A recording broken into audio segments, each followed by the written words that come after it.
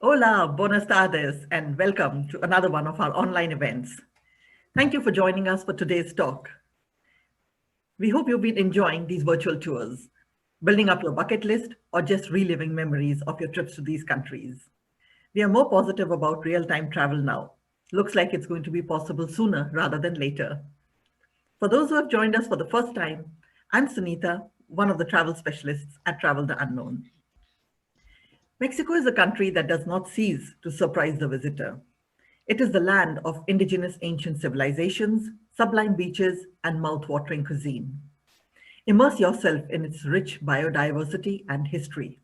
Discover the hidden secrets of the Olmecs, Aztecs, and Mayans. Learn the art of dishing up traditional Oaxacan cuisine and uncover the mysteries of the alluring cenotes in the Yucatan Peninsula. What's even better is that Mexico is one of the few countries to have opened its borders and eased entry requirements. While it may not have made it to the UK travel corridor yet, but with the possibility of the quarantine coming down to 5 days from 15 December, subject to a negative COVID test, of course, it will definitely open up travel options to more people. We are very pleased to have with us today Katja Peichl, the product manager and curator of Travel the Unknown's Mexico tours. She studied psychology and theology and worked as a private tutor. About 7 years ago, she decided it was time to try out something new. She traveled to Mexico and fell in love with the landscape, the food, and the people. Katya loves to explore the lesser known historic sites and cities of Mexico whenever she gets the chance and enjoys creating unique itineraries for travelers. We also have with us Mariana Murillo from the Mexico City office. A native of Mexico, she loves to explore and visit places she has not already seen in Mexico. Hard to get hold of her sometimes. Hope she's still around when we are on to our question answer round. Before we zoom in on Katya, let's get some tequila shots. And then I will quickly run through the housekeeping rules. Post Katya's presentation, I will give some background on our tours, and then we'll have time for question answers. Please ensure your mics remain muted to avoid background noise, and videos remain off at all times. You can send us questions through the chat box, and we will take them up during the question answer round. So now it's over to Katya. Thanks, Anita. First of all, welcome to this webinar of Mexico. When I was asked to do this presentation about Mexico, I thought this is going to be very easy. I just take some of the pictures of the photos we have to promote our tours, but while I was first wondering if I will find enough to fill the time given for the show, it turned out to be the other way around. I didn't know which images to leave out, as there are so many wonderful aspects about this country due to its great diversity that I found it rather difficult to decide which photos to dismiss. So let's start with a map, as talking about the different areas seems the best way to show where what can be viewed and done. As you can see, Mexico is between the Pacific Ocean, including the Sea of Cortez, the Gulf of Mexico, and the Caribbean Sea, giving it fantastic beaches as a special asset. To the north, it borders the United States of America, and in the southeast, you can find the neighboring countries Guatemala and Belize.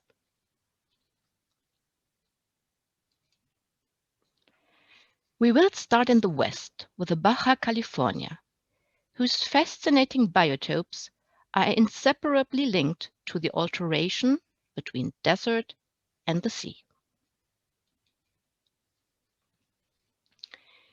Usually, from mid-December to early May, gray whales appear along the west coast of the peninsula.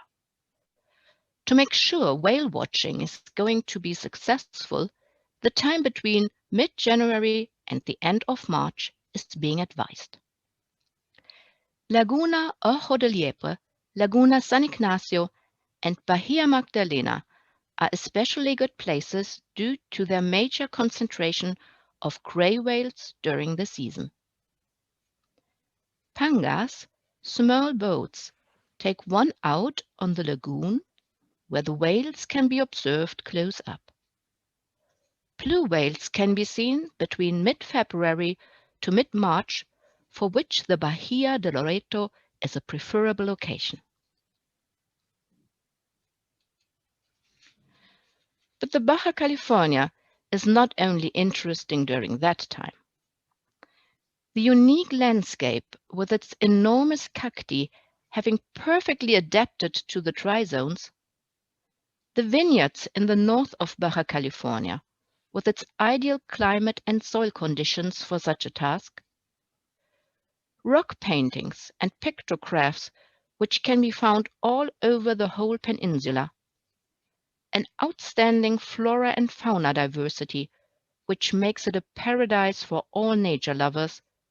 Take care that a visit to the Baja California is worthwhile throughout the year. Let's take a closer look now at the Copper Canyon, which is actually a large contiguous canyon system in the northwest of Mexico. Though probably not as famous as the Grand Canyon, it is not less impressive. Good start and end points for this tour are Los Mochis and Chihuahua, which are connected by rail.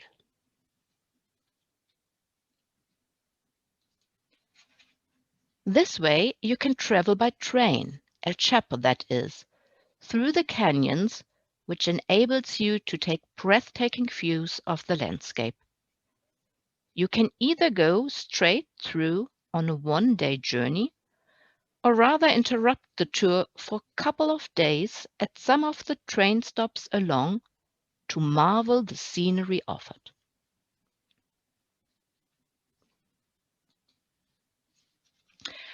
Or you can go for activities as hiking, ziplining, riding a teleférico, or to get in contact with the local Tarahumara Indians who sell their handicraft, like the versatile pine boxes in all kinds of sizes. Of course, you can also just relax in this tranquil atmosphere, far away of the hustle and bustle of city life.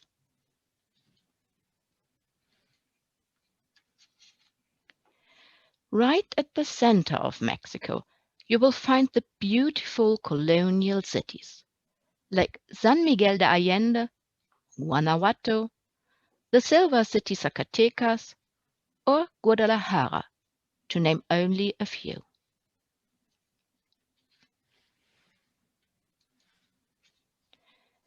San Miguel de Allende, for example, is a jewel for art lovers.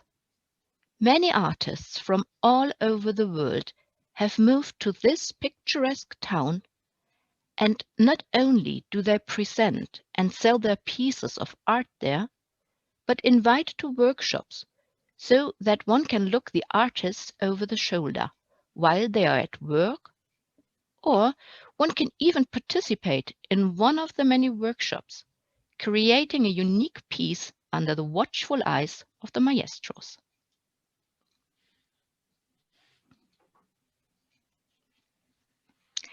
Tequila is not only a famous drink, but also the name of the place it comes from. On the surrounding fields, one can see the cultivation of the agave, and a demonstration of how the jimadores need to cut the agave is proudly given. At one of the local tequilerias, you can find out more about how tequila is made, and you sure shouldn't miss a tequila tasting in their vaulted cellars.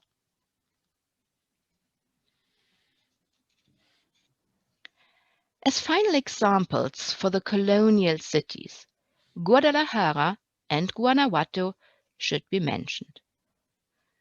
Though each of these cities has its own flair, they share their impressive buildings, reminder of the splendor that was made possible through the rich silver mines. The colorful lifestyle here is characterized by vast cultural programs, such as the Cervantes Festival in Guanajuato each autumn, and the Mariachi Festival in Guadalajara, which is considered the birthplace of this music.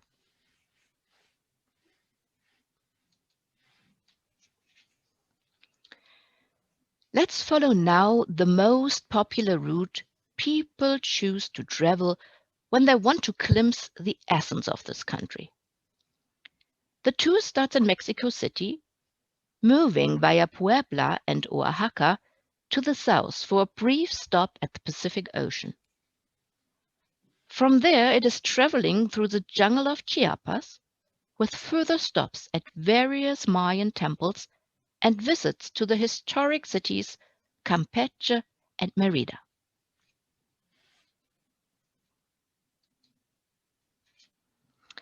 Mexico City, or Ciudad de Mexico, is one of the biggest capitals in the world. As arrivals and departures by plane are usually to and from here, it's always a good idea to spend some time here as well.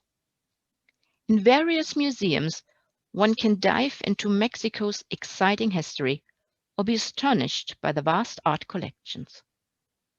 Here is also the place to capture the Mexican spirit, not only in one of the many churches, but also in a soccer stadium, in one of the multiple restaurants, or on one of the trajineras, the colorful boats in Xochimilco, where Mexican families and friends celebrate with live mariachi bands and local food served directly from boat to boat. In Mexico City, you will definitely find something for all interests, as the diversity of the entire country is perfectly fused in its capital.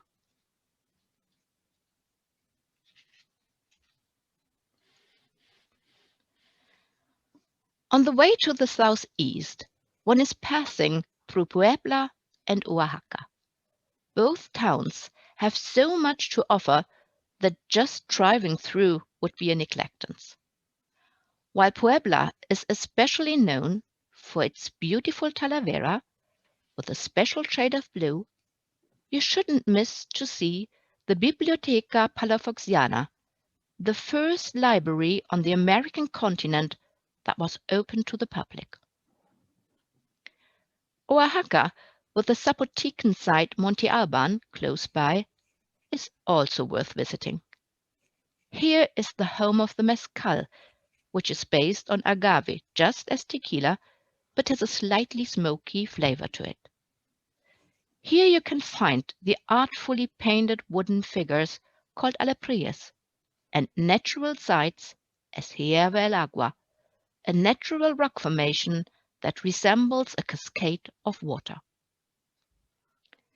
The landscape around Oaxaca can also be enjoyed hiking or mountain biking on trails between the surrounding Zapotec communities.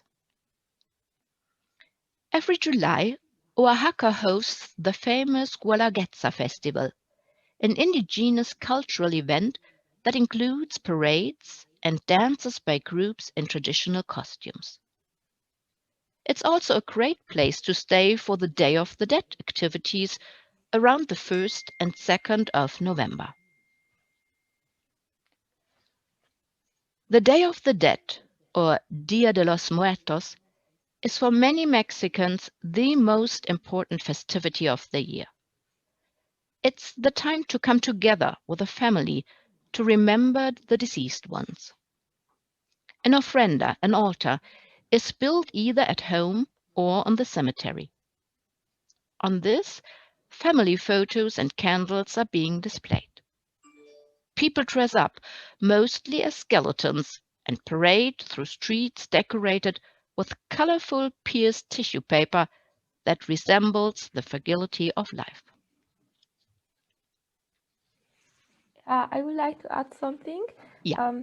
Here, I hope everyone can see it. Here's our ofrenda Ah. that was made at home. You can see that has candles, the pictures, and food from the dead. And this flower is called cempasúchil. This also only to find at around Dia de los Muertos, and it's very beautiful and traditional for this this time of the year. And these are the papel picado, which can also be found in the ofrenda, and like decoration like this can also be found on the ofrenda.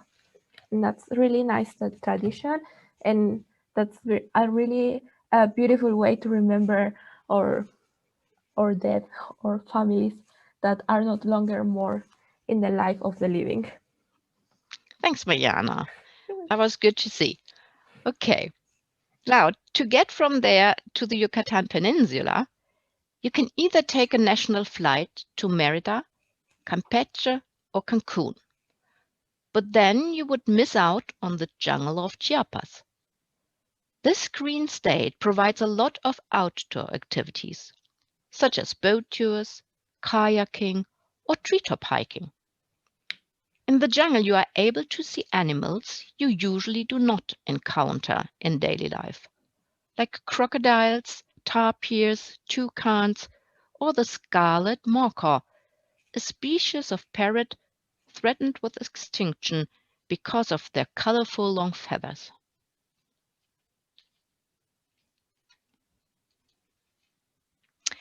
Leaving the humid state of Chiapas, the final destination, which is probably the most traveled to by foreigners, is the Yucatan Peninsula with the Riviera Maya in the east.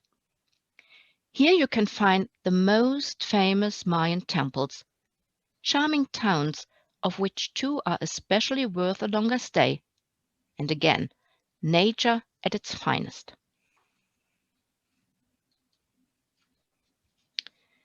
The most famous and visited Mayan temple sites are Chichen Itza, Tulum, Uxmal, and Palenque, which is actually in Chiapas.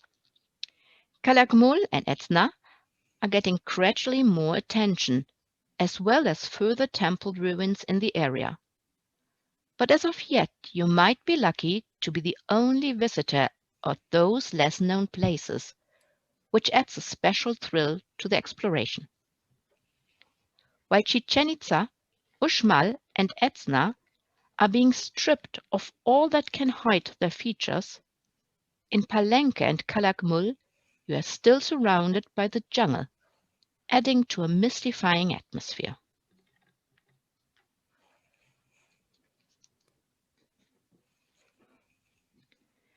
Before we return to Yucatan, let's take a quick look at the different pre-Columbian Mexican civilizations and their main locations in the country. As just mentioned, home of the Mayas is the Yucatan Peninsula, stretching further down to Guatemala, Belize, and Honduras.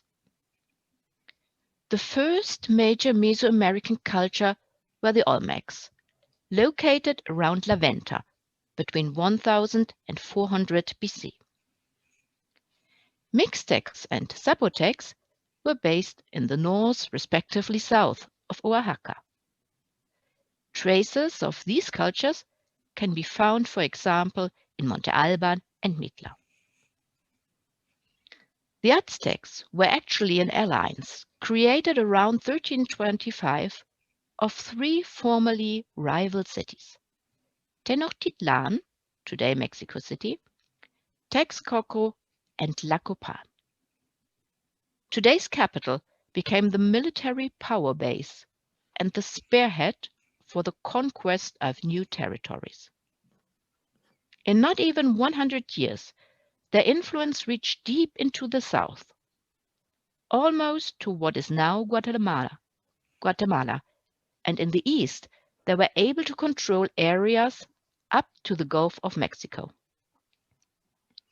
The conquered cities had to pay tribute, like jade, tobacco, feathers, fruit, and vegetables. Around 1500, they reached the height of their power.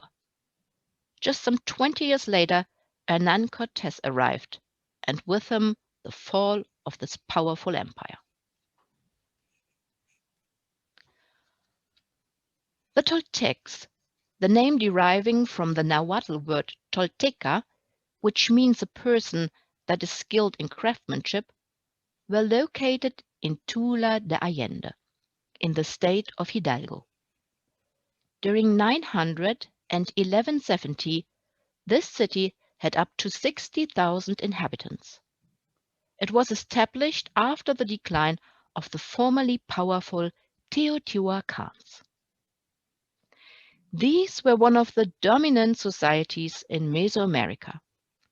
Their Pyramid of the Sun, which is considered the most famous single pyramid in Latin America, can be visited in the huge complex of Teotihuacan, which had between 100 and 200,000 inhabitants during the 5th and 6th century, in what is known as the first city in the New World. More temples have been discovered there than in any other Mesoamerican city, among them the Pyramid of the Moon and the Temple of the Feathered Serpent. The stated civilizations, cultures, are just a few among others, but should be enough for this short excursion to the past. So, back to the Yucatan Peninsula. Campeche and Mérida can both be used as a basis, going from there to explore the surrounding area, which might be preferred to changing hotels every night. But both towns are surely worth staying because of their own charms. Campeche is an old pirate town with big walls and a fortress. Multimedia shows inform visitors of Campeche's history, and the colorful houses, as well as its proximity to the sea, create a light-hearted holiday feeling. Mérida impresses the visitors with colonial flair, narrow streets and romantic horse-drawn carriages. The influence of Spain and France can be noticed everywhere in town.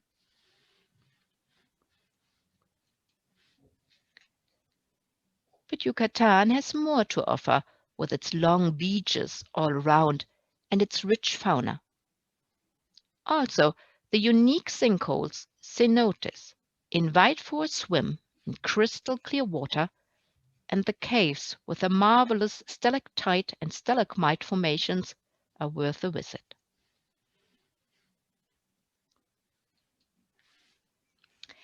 As many tourists enjoy some beach days at the end of a cultural tour, here are some suggestions for where to end the holidays.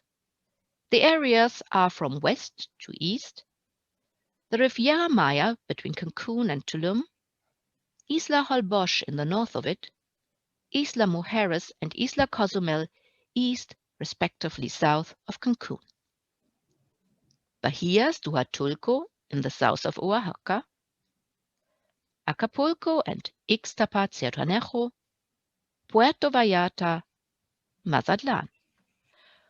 Of course, there are other places to stay, but these locations have the nicest beaches that invite for a swim.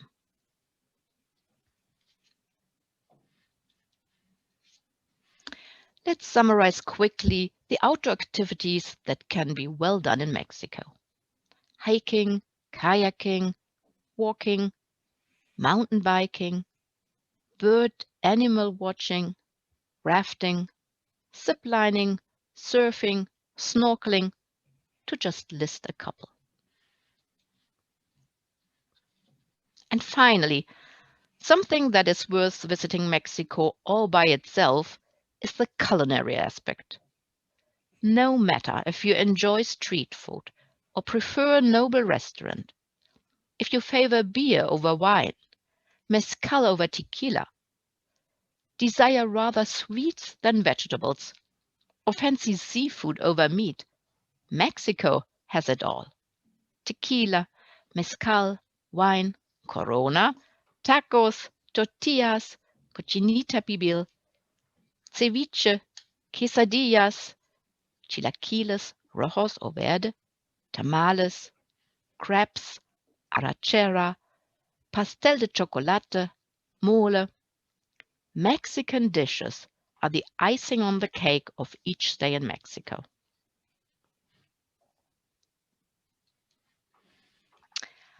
I'd like to conclude this presentation with a wonderful clip issued by the Mexican Tourism Board, as pictures say more than 1,000 words and can only be topped by experiencing it yourself.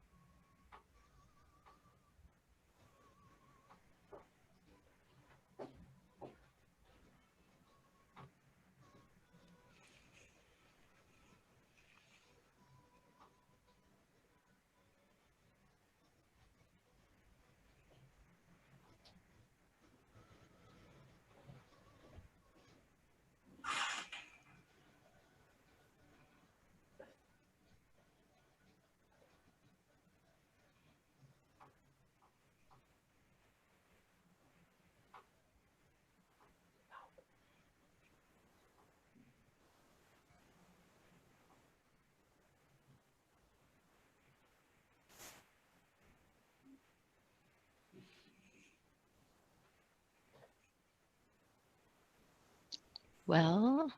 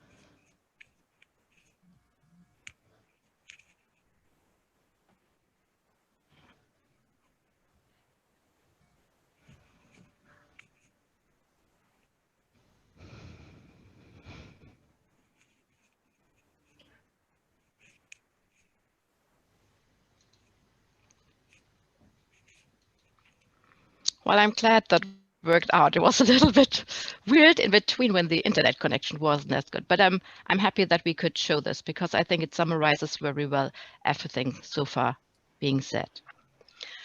Well, I hope this presentation has given you a helpful overview of what Mexico has to offer. Thanks for joining. Thank you, Katja, for giving us a taste of Mexico. You're welcome. And sorry about the sound, but as Katja mentioned, it's better to have that sometimes because it hampers the quality of video. So it's just better to watch the video and the pictures going around there. Mariana, we've had a request actually. Could you please show us all those things again that you showed with relation to the Day of the Dead and tell us about it, please? Yeah, sure. I want to show first the picture. Can you see it? Yes. Yeah, okay. That's an ofrenda that was made by my family. As you can see, we have different elements like candles and many foods, and the pictures from our family members that are no longer with us. The food is always the food that the person used to like. It's very important because they come to visit and they come to eat, and we prefer to put the food that they used to like. And these flowers are called cempasúchil, and the cempasúchil, you can find it on around Dia de los Muertos. It's like an autumn flower, and it's used like because it has a strong smell, and with the smell, it's said as our families, so they can find a way to the altar, to the ofrenda. That had a beautiful meaning, and we have different elements like papel picado, as you can see it here. Here I have a little one. It always has different elements, and it can have so schools or flowers and something like that. And we put it also to decorate the ofrenda. That's also really nice. And we have also different skeletons. This is a Catrina, and you can also put it in the altar. So that's really nice. Yeah. And yeah, that's everything to the ofrenda I can say. Yep. Do you have any other questions? We will come back to that in the question answer round, but thank you so much for giving us an overview of this again. Yes. And so yes, now I'll quickly take everyone through our tours before we move on to the question answer round. We do have a fair few trips, different types of trips to Mexico, which is a mix of groups, private as well as tailor-made tours. So we'll just have a look at a few. Starting with the archaeology of Mexico, which is one of our most popular tours, even though it's about 19 days, but it takes in all the important ancient historic sites in the country. We run 2 trips every year in March as well as in September. Then we have the classic Mexico, which is a good first-timers trip, which gives you a taste of the ancient culture, the culinary flavors, and of course the colonial bits. For now, we have only one departure for this trip, but now that Mexico has opened its borders, we could be looking at another trip during springtime. And then, of course, Flavors of Mexico. You can't have a tour, well, you can have history, but you can't have one without the culinary experiences. So here you spend more time in Oaxaca and exploring the culinary delights and, of course, learning to make them. Here again, we run 2 different trips every year in February as well as in October. Then we have Hidden Mexico and Day of the Dead. So you get to witness some of the things that Mariana explained to you about and much more. It is one of the most colorful and important festivals in Mexico. We run it as a group trip in October, but you can do a similar trip any time of the year as a private tour, minus the festival, of course. And then some useful information on Mexico. They are 6 hours behind GMT. Then there are direct flight options from UK and most European countries. UK and most other nationalities do not require a visa for travel up to 6 months. Mexican peso is the currency, and USD is also widely accepted. The change you get back would be in pesos, but you can use USD. There are ATMs available in all the cities, and credit cards are also widely accepted. The best time to travel is from October to May. June to September are typically hurricane season. So now we can move on to the question answer round. And I do see some questions that have come in. Right. Any guesses, Mariana? This is mainly about the crime cartels. Are they popular in the coastal regions? Because Yeah, you see it on TV occasionally about things and about the security situation. So maybe you can throw some light on how it is really. yeah, yeah. There's many cartels in Mexico, but you can be sure that on the tourist areas, there's no problem. You can freely visit these areas. You don't have to worry about this, that it's totally safe to visit Mexico. Like there's cities like Ciudad Juarez, but Ciudad Juarez is in north of Mexico. There's no tourists there. So like places like this, they are commonly not visited by tourists. So you can be safe in Mexico. That's for sure. So you don't have to worry about the cartels when you travel around Mexico. True. I think, yeah, tourists are never targeted. It's mainly like, within the Mm. people, the local people. So Yes, yes. And like I say, like a few areas, and they're mostly north in Mexico. There are a few areas that are really, really small, so you don't have to worry about that. No, good to know. And yeah, I found too that when we traveled, even traveling locally by public transport and other things, it didn't really feel, you never felt threatened. Yeah, you just have to be a little cautious with your belongings, but that's it. I think they just let you be. Yeah, never felt threatened at any place there. So, and what would you say? How has Mexico handled the COVID situation? It was really good because we already had a pandemic back in 2009 with the influenza HN1, H1N1, and that was when I was little. So I also lived with it. So we learned many about it. It's like everywhere in the world, we still have many cases. But I was mentioning that if you want to go to a local, you need to disinfect your shoes, your hands, and they also measure your temperature before you go in. So I think that's a really good measure for entering any shopping local, any grocery store. I think that's a good point. At the moment, there are a few states that are in yellow. There's a light system: red, yellow, and green. A few are in yellow, a few are in red, and that means red means a little bit of lockdown. And for example, that not essential shops and office and so things need to close at 7 p.m.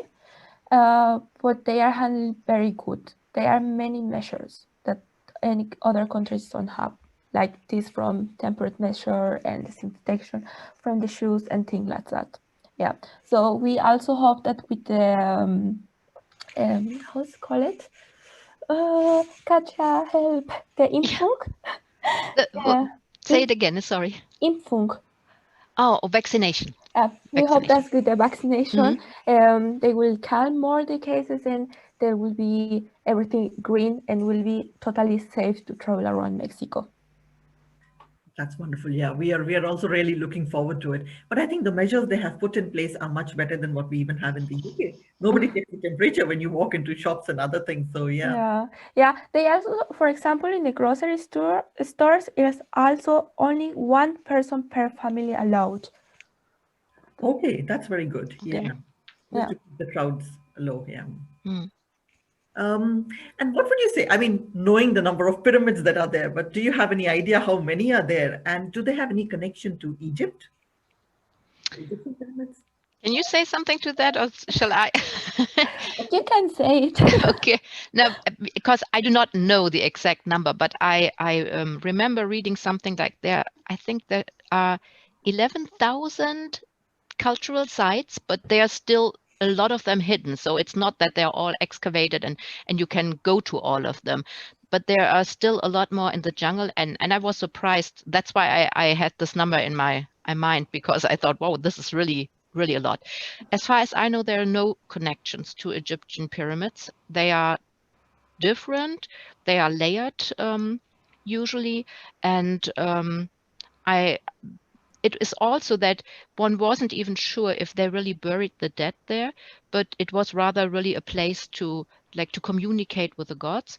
But in some, they have already found also some corpses. So yeah, they did bury some in there. And what usually when it was conquered or a new culture came, they just built like a pyramid on top of the pyramid to make it even bigger, and then to show that they are established now to be the true rulers. And yeah, so I have this number with 11,000, but I'm not absolutely sure about it. But that's what I've heard. So it's really a lot of different sites, but not all are open for the public, or even being, especially in the Yucatan Peninsula, there are still a lot of sites that are in the jungle, under earth, so you cannot really see them, and they're waiting for someone to come and free them. I also know Site seems to have. Sorry, Mariana, what were you saying? so that the difference between Egypt pyramids and in Mexico pyramids, different Egypt are like the end is like this, and in Mexico it's like They have a platform, this, right. kind of like a platform and like a square, we can say. So it's auch a huge difference between these two kind of pyramids. Yeah. And they have an altar or something like, or a temple on top of it where they had offerings for the gods. Yeah. That's correct. But then, like, all these sites just seem to have so many pyramids, each one. And as you told us about these hidden sites, I mean, I would definitely recommend it to everybody traveling there to steer away from the main sites, but places like Edzna, Calakmul, as you suggested, and like, where they haven't even cut out the trees and it's all hidden. It's like an adventure, a little adventure out of Tintin's comic, where you go looking for all these and maybe, stumble on some Aztec treasures too. So, yeah, that is definitely something that I was very impressed. When I first went to Edzna, it was like, really, besides us, I think there was one other group. And since it's a big place, we didn't even run into each other. So it's like wherever you can step up on all the pyramids, and then you can just like close your eyes and you get a feeling for it. And it's totally different than going to Chichen Itza, which is very, very popular and famous. oh But my God, then yeah, there are a millions. lot of tourists, and you cannot really just like get a feeling for the place. It's just like, okay, you've seen it, you take a picture, but I really was more impressed with the ones, and especially, as you said, Palenque or Calakmul, that are still in the jungle. So this is even better. So I like that very much. Okay. And is it expensive to eat out in local restaurants? Of course. I will say no, because the difference between the currency of the between UK and Mexico, I will say it's not that expensive. So you can eat every day on a restaurant and you will still be on your budget. I totally agree. I mean, of course, in Mexico, you have very nice, noble restaurants. Those are expensive as well. But I think that is everywhere the same. So there is never a top at the top. There is no limit. But usually, as Mariana said, you can go to decent, nice restaurants every evening and do not pay a lot of money for it, and get really good food, quality food. There's also some little locals that are called comida corrida. This comida corrida, you can really eat like in a Mexican home. That's really delicious. I will totally recommend that. That's perfect. We'll make a note of that. And we'll also take your recommendations on all the restaurants in different places whenever we put together itineraries, because I think that's not to be missed after a good day of sightseeing of all these ancient sites. And we have another question now. Are you able to provide any specialist archaeological access if somebody wants to travel, where somebody is working on a dig, or with access to, to these excavations taking place, or to tunnels under the Pyramid of the Sun? As far as I know, it's not possible on unless you are an archaeological from the INA, that's the National Anthropological Institute of in Mexico. Unless you work there, you can access, but there's not special access to this one. Oh, Yeah, I know we have this Chichen Itza special access like very early in the morning when not all the tourists are there, and we can see to have like somebody that is like accompanying you and is a specialist, but you not can really start digging anywhere or participate in anything like that. So that's not possible, no. But for example, in the pyramid of Cholula in Puebla, to get access to it, you get through a tunnel. So that's kind of experience, but that's the only one. right. Thank you. And you mentioned two of the festivals, but are there any others which are definitely worth attending or witnessing when in the country? Like there's not a festival, but only the festivities of Day of the Dead in Janitzio. That's an island. Tequila, to mention it. There's also in Baja California one for the whales, but it's not that big. It's only music and special food, so like a little festival, not that big. And yeah, but the big ones are the mentioned that we mentioned, Tequila, Okay. yeah, and Cervantino. Yes. Okay, so these two are the big ones, yeah. Yes. Yeah, like really cultural, only these two. Great. Okay. Thank you. Thank you so much. And I think that's all we have as questions. So, but should you have any questions later, please email us on ask@traveltheunknown.com. Our next event will be the last one for 2020, and we will be taking you to the Balkans. We will then break up for Christmas and New Year and return on the 6th of January. Look out for our newsletter and registration details on our events page. And as always, a recording of this event will be available on our events page. Thank you again for joining us today. And thank you, Katja and Mariana, for whetting our appetite for Mexico. We hope to turn our dreams to reality soon. So, and all those present here, please do join us for the next event, if you can, the 2020 Grand Finale. Enjoy your evening, stay inspired, and stay safe. Goodbye.